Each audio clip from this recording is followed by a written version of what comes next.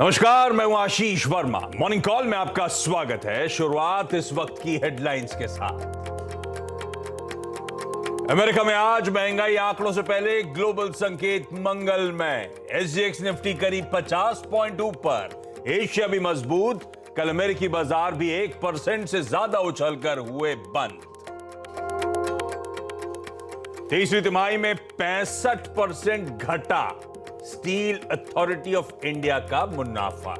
Margins में भी 5% से ज्यादा की कमी, हालांकि सेल्स वॉल्यूम में उछाल दर्ज। नायका ने तीसरी तिमाही में पेश किए मिले जुले नतीजे। आय में 33% का उछाल, लेकिन मुनाफे में 71% की कमी। मार्जिन्स में भी दिखा दबाव।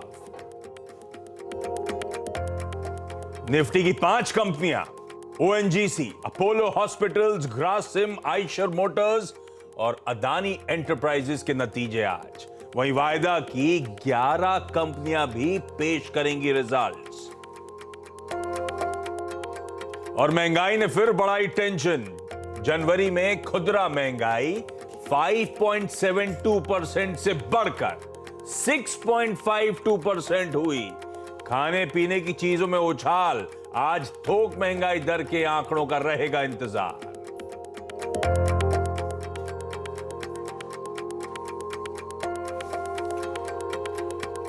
चलिए भाई, मंगलवार का दिन और डेटा पॉइंट्स के लिहाज से, इवेंट्स के लिहाज से एक बहुत इंपॉर्टेंट सेशन हमारे सामने खड़ा हुआ है।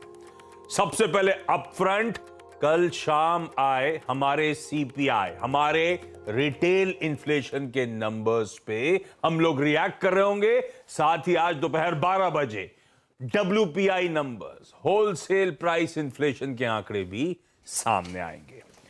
एक बहुत रिजल्ट्स हेवी डे। एकदम लास्ट में जाते होते वो जो एकदम तूल पकड़ता ना माहौल, वो है 5 निफ्टी की कंपनीज। इनके अलावा 11 वायदा बाजार की और कंपनीज हैं जिनके आज नंबर्स आने। इनकी डिटेलिंग बाद में लेकर आऊंगा।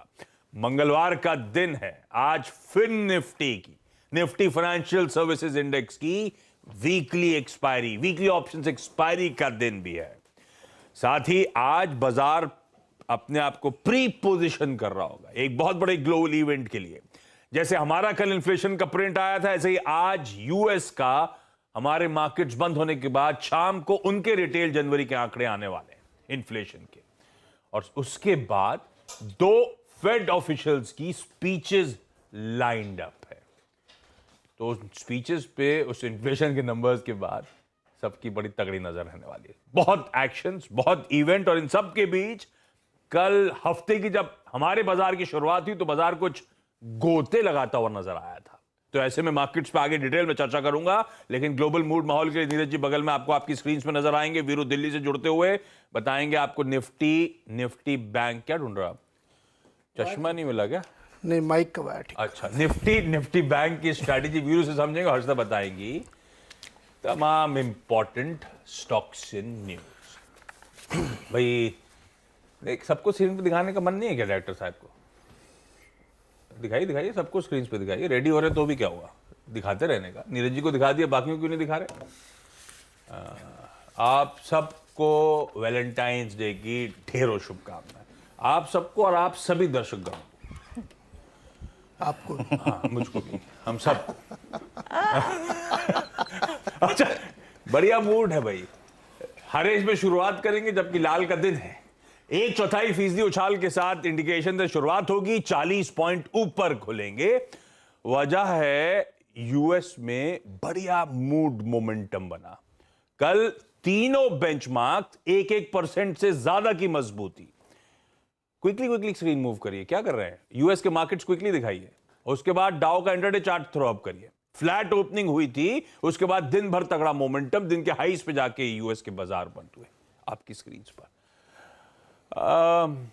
हो सकता है पिछले कुछ दिनों के दबाव के बाद थोड़ा सा जोश मार रहे हैं इन्फ्लेशन प्रिंट से पहले, इसीलिए इस तरह का उछाल। हालांकि आज सुबह के फ्यूचर्स एकदम फ्लैटिश कामकाज करते हो। तो तब और अब आपकी स्क्रीन पर आएगा कहां छोड़े थे यूएस के फ्यूचर्स। जब हम कल बंद हो रहे थे, यूएस के फ्यूचर्स फ्लैट थे, एकदम फ्लैट।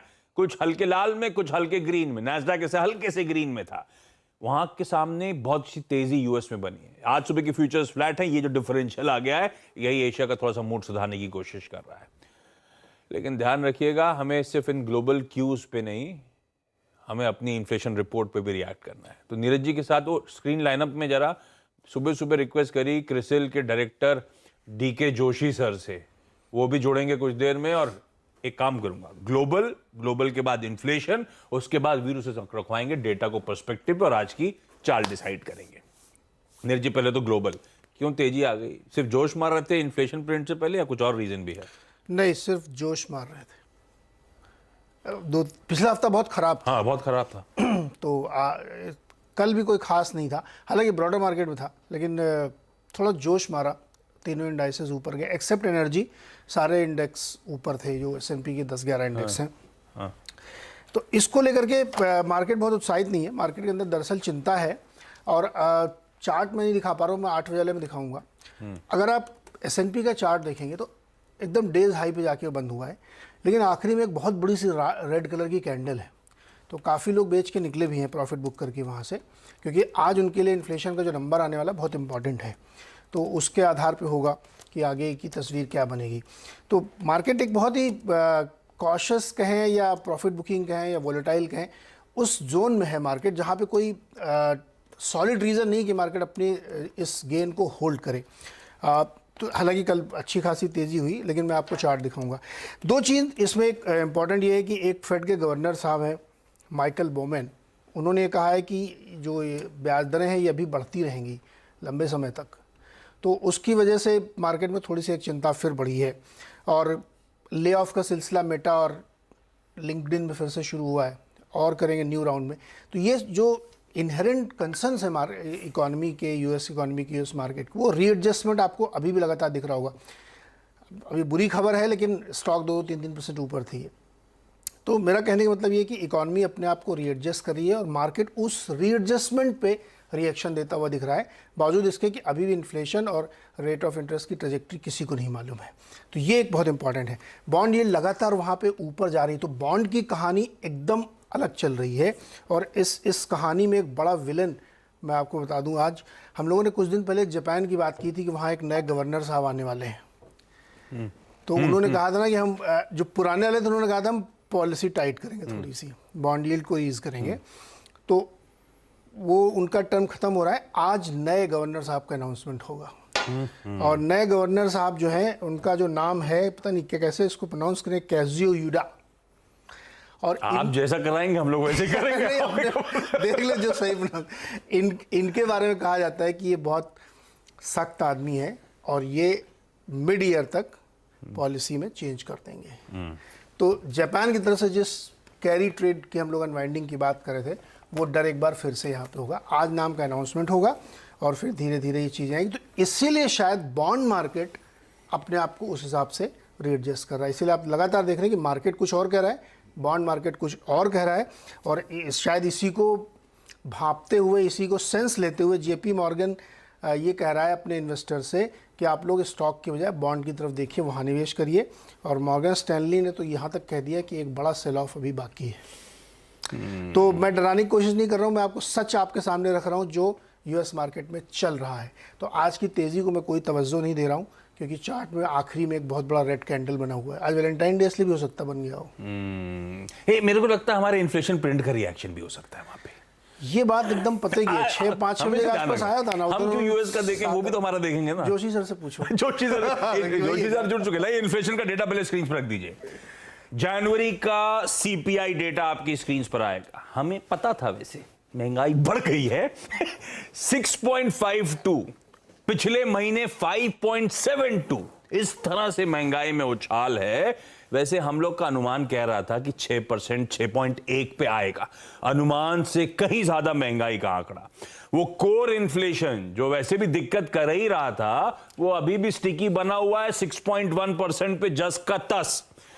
ये इन्फ्लेशन के आंकड़े जो आपकी स्क्रीन पे 3 महीने के हाईस पे, और वो RBI का सो कॉल्ड टॉलरेंस बैंड जो था ना, अब ये आंकड़े वापस 6% से ऊपर, उस टॉलरेंस बैंड के ऊपर महंगाई के नंबर्स आते हुए। और ये तब हो रहा है, कूल ऑफ हुआ था वेजिटेबल की प्राइसेस। वेजिटेबल की प्राइसेस अभी भी ठीक हैं, पर वो सीरियल्स और वो दूध अरे भाई 8-8.5% का उछाल है। रोज तो अपडेट आ रहे थे, दूध के दाम बढ़ रहे हैं, वो सब इंपैक्ट कर रहे हैं। तो एक्स ऑफ वेजिटेबल्स, फूड और इन्फ्लेशन अभी भी जस कता महंगाई बढ़ी रही है। और मैंने जी सर, जो जैसे ही महंगाई के आंकड़े आए ना, मेरे दिमाग में जोशी सर आए, क्योंकि हमने एमपीसी करी थी, आवाज की एमपीसी। जोशी सर सबसे ज्यादा हॉकिश साउंड कर रहे थे। हॉकिश साउंड से मतलब 25 बेसिस पॉइंट इस बार बढ़ेगा, अगली बार के लिए क्या लास्ट हाइक है, जोशी सर ने मना कर दिया। स्टैंड बदलेगा, सब बोले हाँ बदलेगा, न्यूट्रल हो जाएगा, जोशी सर ने मना कर दिया। और उन्होंने स्पेशली कमेंट्री में कहा था ये इन्फ्लेशन आप कोर देखेंगे तो अभी भी स्टिकी है, वेजिटेबल की कीमतें जो गिर रही हैं सीजनैलिटी वाला फैक्टर है। Joshi sir good morning. वो बातचीत जो हुई थी, आपके फियर्स अब एविडेंट डेटा में नजर आ रहे हैं। क्या रीडिंग है आपकी इस इन्फ्लेशन नंबर्स पे सर? देखिए, आपने कहानी तो समझा दी है कि क्यों बढ़ा है, और चिंता की बात यह है कि वो टॉलरेंस लिमिट अच्छी तरह क्रॉस कर गया।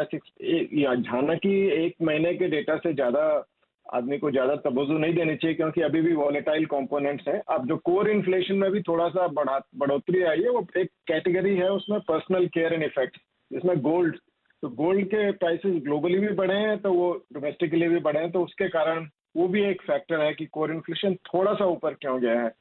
फूड सबसे बड़ी चिंता का विषय अभी भी है, उसमें बहुत वॉलेटाइल भी होता है। जैसा कि आपने सही बताया, वेजिटेबल इन्फ्लेशन अभी भी नेगेटिव चल रही है, पर सीरियल्स और प्रोटीन दोनों में प्रेशर दिखाई दे रहा है। और सीरियल खासकर अभी 16.1% इन्फ्लेशन सीरियल में। ये सिलसिला शुरू हुआ था जब वीट आउटपुट को हिट लगी थी 2022 में अप्रैल में। वो उसका तो ये जता रहा है कि सप्लाई साइड फैक्टर्स कितने क्रिटिकल हैं इंडिया की इन्फ्लेशन के लिए, क्योंकि फूड का वेट बहुत ज्यादा है।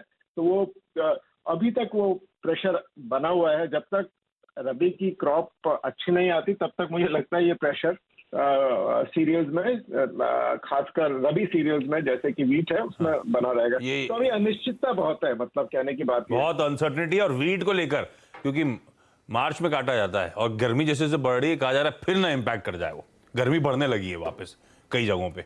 तो ठीक है जोशी सर, लेकिन अब ये जो रीडिंग आई, मेरे ख्याल से स्ट्रीट में किसी ने एंटिसिपेट नहीं करा था इन्फ्लेशन के नंबर्स इतने इंच अप होंगे। एमपीसी के उस कॉशन के बाद अब अंडरटोन कितना और कॉशियस हो गया है, और अब क्या एक्सपेक्ट करूं आरबीआई से? आपने तो वैसे भी रूम खुला छोड़ रखा था, अगला फिर 25 की तैयारी कर लूं? अब देखिए, चांसेस तो बढ़ गए, पर मैंने जैसा कि मैंने कहा कि एक महीने के डेटा से ज्यादा फर्क मतलब नहीं पड़ता। अभी शायद एक रीडिंग और आएगी, पर ये थोड़ा सा आरबीआई को झुकाव जो है वो बढ़ाने की तरफ अब हो रहा है। ये इससे यही अभी, क्योंकि इतनी अनसर्टेनिटी है, कुछ भी डायरेक्टली कह पाना मुश्किल होगा। ये इससे भी निर्भर करेगा कि ग्रोथ कितनी नीचे, कितना प्रेशर ग्रोथ पे आ रहा है। अभी तक ग्रोथ रोबस्ट बनी हुई है, तो आई वुड से अभी मैं मतलब आई होल्ड माई हॉर्सेस। अभी आई मीन प्रिडिक्ट करना थोड़ा मुश्किल है, पर झुकाव, रुझान जो है पॉलिसी का, वो बढ़ोतरी की तरफ हो रहा है। बिल्कुल ठीक है, थोड़ा सा जंप नहीं करना कंक्लूजन पे, थोड़ा और इनकमिंग डेटा को वॉच आउट करने की जरूरत। लेकिन हाँ, ये डेटा चिंताजनक है, हो सकता है ये ट्रांसलेट हो जाए अगली एमपीसी की बैठक में। Joshi sir, thank you so much जुड़ने के लिए सुबह सुबह, और वो कॉशन का अंडरटोन एमपीसी की अपनी चर्चा में वैसे ही थ्रो अप कर देने के लिए बिल्कुल वैसे ही हो रहा है। और आरबीआई गवर्नर साहब अपनी कमेंट्री में, अगर सबने ध्यान, उस दिन मार्केट चले बहुत, लेकिन एक्चुअली वो हॉकिश साउंड कर रहे थे इन्फ्लेशन को लेकर, तो दिख रहे हैं वो आंकड़ों में। खैर वीरू, ये बहुत ज्यादा कंक्लूजन में जंप करने की जरूरत नहीं, लेकिन दिक्कत भरा आंकड़ा। खैर ये सब छोड़ते हैं, आप बताओ मार्केट को कैसे अप्रोच करूं, डेटा कितना सपोर्टिव है? कल हमने जो बेस 1 की वायलेशन की बात करी थी, आपने वो बेस 1 इंट्राडे में वायलेट होता हुआ नजर आया। मेरे ख्याल से किसी ने सोचा नहीं था इस तरह का अचानक प्रेशर माउंट हो जाएगा। अब डेटा पॉइंट्स कैसे? अच्छा, एफआईडीआई के नंबर्स, अब वो कहने के लिए हिंदुस्तान में पैसा आ रहा है, लेकिन अगर वो इवेंट प्ले आउट नहीं होता तो शायद पैसा नहीं आता। कल कोफोर्ज की लार्ज ट्रेड हुआ था, उस कोफोर्ज के लार्ज ट्रेड में कितना 2400 करोड़ रुपए का माल बिका है, जो एफआईआई और डीआई ने लैच ऑन करा होगा। तो इसीलिए आपको एफआईआई डीआई दोनों पॉजिटिव आंकड़े वो स्क्रीन पर आ जाएंगे। वीरू, क्या करें निफ्टी बैंक में? देखिए, कल जो आपकी और मेरी बात हो रही थी आशीष 10 बजे कि बेस 1 वॉलेट होगा तो निफ्टी जाएगा टच करने के लिए बेस 2। बेस 2 क्या था? 17,721, एग्जैक्टली वही डे लो था। मतलब कहने का मतलब है, ठीक है बेस 1 टूटा, कोलैप्स हुआ मार्केट, लेकिन कोलैप्स भी एक ट्रेजेक्टरी में हुआ। एग्जैक्टली डॉट 721 ही लेवल था, 721 ही लो था। हुआ क्या आशीष, रिएक्ट हम कर रहे हैं। देखिए बैंक निफ्टी हो गया न्यूट्रल, वो अपने ऑप्शन जोन को, पुट राइटर्स के जोन के और कॉल राइटर्स के जोन को काटने को तैयार नहीं है आशीष। और जो भी रिएक्शन है निफ्टी पे वो तय कर रहे हैं रिलायंस और निफ्टी आईटी। परसों जो नेस्डेक पे हुआ, निफ्टी आईटी 600 पॉइंट कोलैप्स हो गया और उसने बैंक निफ्टी के ऑप्शंस को ब्रीच करने में मदद करी। आज के लिए क्रिटिकल क्या है, देखिए अभी नीरज जी की टिप्पणियां मैं सुन रहा था, कल ये हुआ कि नेस्डेक एक बार फिर से 10 डेमा को रीगेन कर गया इस बड़े ग्लोबल इवेंट से पहले। 200 डेमा पहले ही वॉलेट नहीं हुआ था, तो सारा का सारा दारोमदार आशीष हमारा फिर रहेगा इस सेशन का कि कैसे बिहेव करेगा निफ्टी आईटी और कैसे बिहेव करेगा रिलायंस। एक और चीज याद रखिएगा, कल जब हम इस जोन में बंद हुए 17,770 में, वो कॉल राइटर जो कि 17,900 पे था अब 800 पे आ गया। जो कॉल राइटर 18,000 पे था वो 800 पे आ गया। ये मैं भूमिका बांध रहा था रणनीति से पहले। आपने एफआईएस के आंकड़ों को बखूबी अगर आप देखिए बता दिया। 521 करोड़ रुपए की डीआईएस की बैंक थी, 90 करोड़ रुपए का एफआईएस ने इंडेक्स बाय किया, 837 कॉन्ट्रैक्ट शॉर्ट काटे, लॉन्ग इनिशिएट किए 206 कॉन्ट्रैक्ट। स्टॉक फ्यूचर्स में काफी शॉर्टिंग हुई है, 1311 करोड़ रुपए की सेलिंग और 19,000 कॉन्ट्रैक्ट शॉर्ट किए। और जहां तक इंडेक्स ऑप्शन का सवाल है आशीष, वहां पे वो एक बड़े कॉल राइटर्स बन के उतरे हैं। मतलब 1,90,000 कॉल के अगेंस्ट बाय करके लगभग 1,46,000 कॉल शॉर्ट कर दी है, रेस्ट्रिक्टेड अपसाइड जिसे कहते हैं। आज की जरा कॉल्स की प्लेसमेंट लेके आइए। जब हम कल अपना ऑप्शन बेस वॉलेट करके क्लोज हो रहे थे, वो ऑप्शन बेस जिसको हम रीगेन कर रहे थे पिछले 5 सेशन से 6 सेशन से एंड पोस्ट बजट, वो हमने कल तोड़ा। भले बड़े फ्रैक्शन से ना तोड़ा, लेकिन टूटा तो टूटा ही है। आशीष आप देख रहे हैं आपकी स्क्रीन पे, सबसे बड़ा कॉल राइटर कल कहां पे आया, दैट्स 17,800, जहां पे करीब आउटस्टैंडिंग वाई अब करीब 80 लाख का है। और यही है हमारी रणनीति। और 17,700 पे करीब 40 लाख की पुट खड़ी है, जहां पे सबसे बड़ा आउटस्टैंडिंग वाई है। उसके बाद 17,500 पे कैसे अप्रोच करूंगा आशीष, देखिए आपको जज करना पड़ेगा पोस्ट ओपनिंग निफ्टी आईटी और रिलायंस को, क्योंकि निफ्टी बैंक अभी भी न्यूट्रल है। पहला रेजिस्टेंस का प्लेट लेके आइएगा, क्योंकि कल कॉल राइटर्स काबिज हुए हैं 17,800 की स्ट्राइक पे। तो पोस्ट ओपनिंग अगर आपका स्पॉट याद रखिएगा अगर ट्रेवल करता है 17,824 के ऊपर, तो असिंग टुवर्ड्स 866,897 पॉसिबल है। इससे ऊपर का मैं नहीं दिख रहा अभी, क्योंकि 910 पे जो और 900 पे जो कॉल राइटर है वो काफी बड़ा है। ओनली इफ सस्टेन्स अबव 824 याद रखिएगा, अदरवाइज बाय ट्रेड लेने की जरूरत नहीं है। और एक और चीज, बेस वन क्या है आपका 17,781 पोस्ट ओपनिंग। अगर हम इसके नीचे झूलते हैं तो इसमें कोई राय नहीं है कि हम फिर 757, 727 और 688 भी छू सकते हैं। तो आप एक अगर इंट्राडे ट्रेडर है तो प्लीज उस तरीके से अपने ट्रेड्स को अलाइन कीजिएगा। और बहुत बड़े स्विंग की अगर आप देखें अपेक्षा मत रखिएगा, लेकिन याद रखिएगा कॉल राइटर्स कल ज्यादा एक्टिव थे, पुट राइटर्स का कन्वर्शन नहीं था। इसलिए मैं अगर आप देखें कह रहा हूं कि बाय का ट्रेड तभी बनेगा इफ इट सस्टेन्स अबव 824 कल के कॉल राइटर के जोन के ऊपर। हम रहेंगे भी उस वक्त, लेकिन आशीष तय करेगा निफ्टी की रणनीति, Nifty IT. Nifty bank it's neutral, कोई अपनी फोर्स नहीं है इसकी, लीडरशिप क्राइसिस है, कोई स्टॉक फ्यूचर आके डिलीवर नहीं कर रहा है। कल गिरा, लेकिन याद रखिएगा अपने ऑप्शन जोन के अंदर। मेरे को कोई ट्रेड विजिबल नहीं था यहां पे, और मेरी अप्रोच अभी भी यही है। ये इंडेक्स ट्रैप्ड है अभी, अबव 100 डेमा, कल का लो एग्जैक्टली 100 डेमा था, और बिलो 20 डेमा। जरा प्लीज पिरामिड्स लेके आइए स्क्रीन पर आपके। आप देखेंगे कि परसों जहां पर एक टसल था, जहां पुट राइटर कॉल राइटर्स दोनों काबिज थे 41,500 पे, आज वहां पे कॉल राइटर्स नजर आ रहे हैं सिर्फ 41,500 पे, और 17 लाख पुट खड़ी हैं आपकी 41,000 पुट पे। मेरी अप्रोच आशीष यहां पे अभी भी वही रहेगी। मैं शॉर्ट तब तक नहीं करूंगा जब तक 41,200 की जोन डिसाइसिवली वॉलेट नहीं हो जाते। Base one always a buy and resistance one जो कि 41,588 है, दैट्स 20 डे एक्सपोनेंशियल एवरेज, वो आपका एग्जिट जोन है। कोलैप्स तभी होगा जब 41,000 का जोन वॉलेट होगा या फिर बेस टू वॉलेट होगा। और स्ट्रेंथ कन्विक्शन के साथ अगर आप देखें, जिसे कहते हैं ना बाइंग शॉर्ट कवरिंग, वो तभी इमर्ज होगी जब हम आज के रेजिस्टेंस वन यानी 41,490, 586, 610, ये क्या है, ये 20 डे का जोन है, इसके ऊपर सस्टेन हो जाए तब आशीष। बहुत बढ़िया, ये हो गई निफ्टी बैंक की आपकी स्ट्रेटेजी। सबको दिखाइए फिर से स्क्रीन्स पे। अब आज चलो आपने लाल नहीं पहना, आपने पिंक नहीं पहना, तो काला क्यों पहना यार, काली टाई क्यों पहन लिया आज? अरे मेरे में कॉम्बिनेशन ये पड़ा था तो मैंने पहन लिया आज। गजब प्रोटेस्ट में ये। विरोध में ये। अच्छा, एक वीरू ने डेटा दिखा दिया बाजार का। मैं दिखाता हूं आपको वैलेंटाइंस डे के पिछले कई साल 2000 दिखाना डेटा डायरेक्टर साहब स्क्रीन पे। 2014 आखिरी वैलेंटाइंस डे था जब मार्केट्स हरे में था। उसके बाद 15 और 16 वाला वैलेंटाइंस डे छुट्टी थी, सैटरडे संडे का आया था। हर वैलेंटाइंस डे पिछले 5 वैलेंटाइंस डे जो बने, बाजार हर बार कमजोर रहा है, ये जान रखिएगा। तो कलर भी कोई चीज और वो होती है इस बीच देख रहा था, कलर भी कोई चीज होती है। एसजीएक्स निफ्टी अच्छे खासे हरे से फ्लैट हो रहा है अच्छे ग्लोबल क्यूज के बीच में। ये एक डेटा है दिल तोड़ने वाला वैलेंटाइंस डे के दिन का। लेकिन हर्षद से जान लिया जाए आज के सारे इंपॉर्टेंट, ये हार्ट, ये क्या दिखा रहे हैं, टूट गया। हाँ, दिल टूटने वाला डेटा। ठीक है हर्षदा, आज के stocks in news. Good morning, good morning, happy Valentine's day to all of you. इसीलिए वीरू ने काली टाई पहनी है प्रोटेस्ट में। अच्छा, नंबर्स में सेल के नंबर्स के साथ शुरुआत करेंगे। यहाँ पर प्रॉफिटेबिलिटी में हमने देखा 64% तक की गिरावट दर्ज हुई है। 554 करोड़ के आसपास का आंकड़ा, अनुमान था 414 करोड़ का, तो बेहतर है। लेकिन ऑफ कोर्स अगर आप कंपेयर करेंगे ईयर ऑन ईयर तो प्रेशर देखने को मिला है। एक्सपेक्टेशन से बेहतर है ये आंकड़ा, ध्यान रहे। रेवेन्यू हालांकि फ्लैट रहा है या फिर 1% की गिरावट आई है, 25,042 करोड़। एबिटा में लगभग 39% तक का डिक्लाइन है, 2,078 करोड़ का आंकड़ा। और ये आंकड़ा दरअसल उम्मीद से बेहतर आया है क्योंकि एक्सपेक्टेशन थी 1840 करोड़ के एबिटा की, उसके सामने 2,078 करोड़ का एबिटा आया है।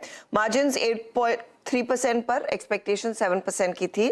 और सेल्स वॉल्यूम 4.15 मिलियन टन पर आए हैं, 4.12 मिलियन टन का अनुमान था।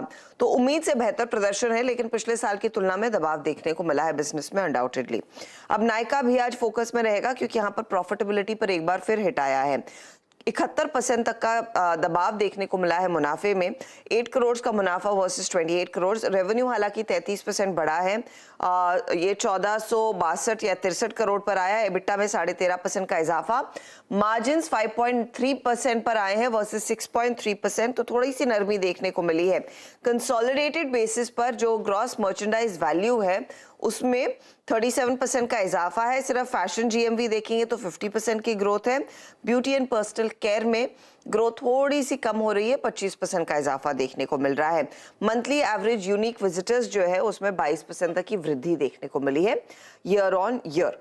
कैंपस एक्टिववेयर, और यहाँ पर हमने देखा है प्रॉफिटेबिलिटी पर थोड़ा सा दबाव बनता हुआ दिखाई दिया। यहाँ पर कुछ डेप्रिसिएशन का भी इम्पैक्ट आया है, लेकिन 11.5% का प्रेशर मुनाफे में। रेवेन्यू 7% बढ़ा, एबिटा फ्लैट है। मार्जिन्स भी थोड़े से ट्रिम डाउन हुए, 21% के 19% पर आ गए। इसके अलावा आप जी एंटरटेनमेंट पर भी ध्यान देंगे। इस बार ये तिमाही में हमने देखा है जो प्रॉफिट है उसमें 92% तक का दबाव ये आया है करीब करीब 24 करोड़ पर। एक्सपेक्टेशन था 173 करोड़ का, तो वहां पर एक बड़ा मिस है। रेवेन्यू फ्लैट है, एबिटा लेवल पर भी अगर आप देखेंगे 27% तक की गिरावट है। मार्जिन्स एक्सपेक्टेशन था 15% पर, 16% डिलीवर किए, तो वो ठीक है। एक्सेप्शनल लॉस हुआ है 170 करोड़ का, इसीलिए वो प्रॉफिट इतना स्क्वीज होता हुआ दिखाई दिया। एडवर्टाइजिंग रेवेन्यू में दबाव देखने को मिला है, हालांकि सब्सक्रिप्शन रेवेन्यू थोड़ा सा बढ़ता हुआ दिखाई दिया है। तो ये जी एंटरटेनमेंट के नंबर्स हैं।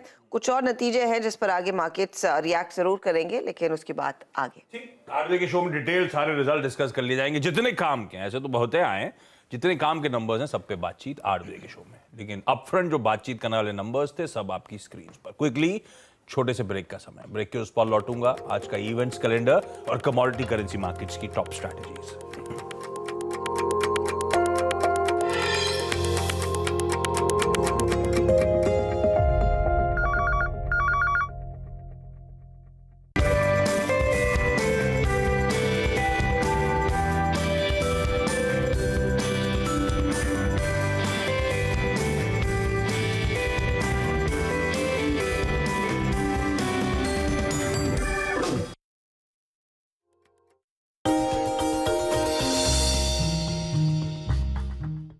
में आज हम बातचीत करने वाले हैं देश की सबसे बड़ी gold financing company Muthoot finance के बारे में। दरअसल मुथूट फाइनेंस जो कि 100 करोड़ रुपए का इन्वेस्टमेंट अगर रखती है तो उसके ऊपर करीब करीब 150 करोड़ रुपए का जो गोल्ड है वो उस कंपनी के पास ऑलरेडी अवेलेबल रहता है।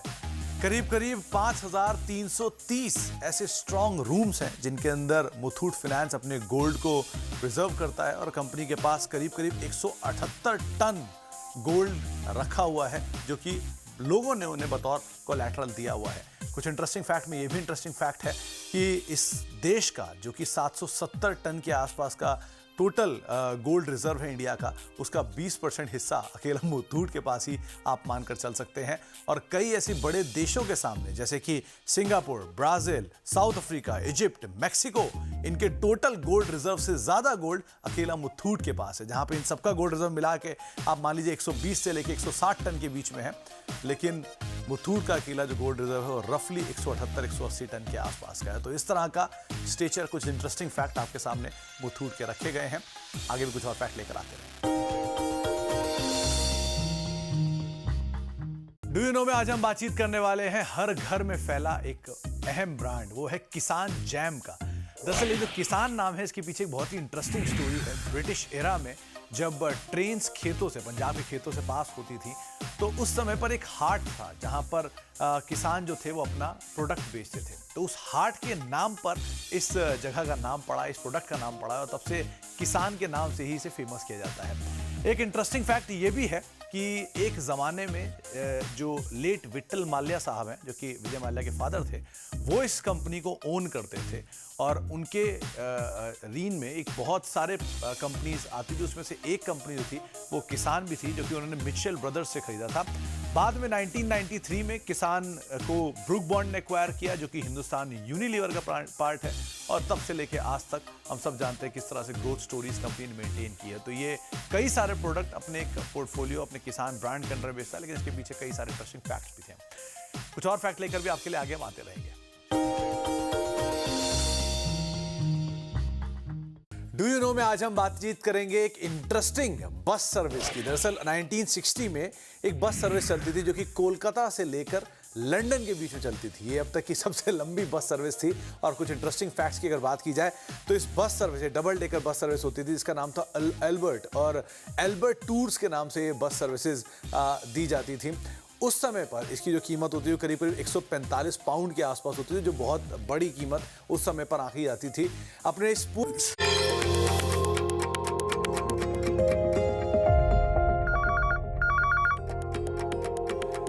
ब्रेक के बाद आपका स्वागत है। क्विकली आज का इवेंट्स कैलेंडर। अपफ्रंट मैंने कई सारे इवेंट बता दिए, बस एक ही रिपीट करना चाहूंगा जो अब इंपॉर्टेंट रहेगा मेरे लिए। यूएस का सीपीआई नंबर, जनवरी का प्रिंट, दिसंबर में 6.5% था। कितना रिड्यूस, सब माने रिड्यूस होगा, कितना वो देखना होगा। निफ्टी की 5 कंपनीज के नंबर्स वो अपफ्रंट हेडलाइन में मेंशन कर दिए, उसकी जरूरत नहीं बताने की। अब जो वायदा की 11 कंपनीज हैं वो बता देता हूं। निफ्टी की तो आ गई, वायदा की 11 और है। Bata India, Bharat forge, Biocon, Bosch, Indiabulls housing, Vodafone idea, Ipca labs, NMDC, pi industries, siemens और टोरेंट पावर। ये है आज का एक्शन पैक्ड दिन का लाइनअप रिजल्ट्स का। आज नेटो के डिफेंस मिनिस्टर्स, ईयू के फाइनेंस मिनिस्टर्स ब्रुसेल्स में अलग अलग मीटिंग्स में होंगे। एरो इंडिया शो चल रहा है, आज डे 2 है बेंगलुरु में। आज डिफेंस मिनिस्टर राजनाथ सिंह, जितने वहां पे डिफेंस मिनिस्टर्स आए हुए हैं बाकी देशों के, उनके साथ एक कॉन्क्लेव है, उसको होस्ट करेंगे एयर इंडिया शो के साइडलाइंस में। वैलेंटाइंस डे तो हम मना ही रहे हैं आज। हाँ, सरकार ने वो काउ हक डे का अपील जो थी विड्रॉ कर लिया, लेकिन हक कर लीजिए, उसमें क्या प्रॉब्लम है? कोई दिक्कत नहीं। हाँ, हक करिए। और जाते जाते क्या, इवेंट कैलेंडर के लास्ट में एक इमेज दिखा देता हूं, एक लाल लाल मस्त फरारी आज अपनी वैलेंटाइंस डे लॉन्च करने जा रहा है। इस साल की 2023 की उनकी फॉर्मूला 1 कार, जिसका नाम डिस्क्लोज नहीं करा गया, जिसका प्रोजेक्ट कोड नेम था 675। लाल लाल चटक एक गाड़ी लॉन्च होती हुई नजर आएगी, पर ये अनवेल होगी, फॉर्मूला 1 कार है। जाते जाते कोटक सिक्योरिटीज की तरफ से जो कमोडिटीज कॉल्स आए हैं वो आपकी स्क्रीन पर आ जाएंगे।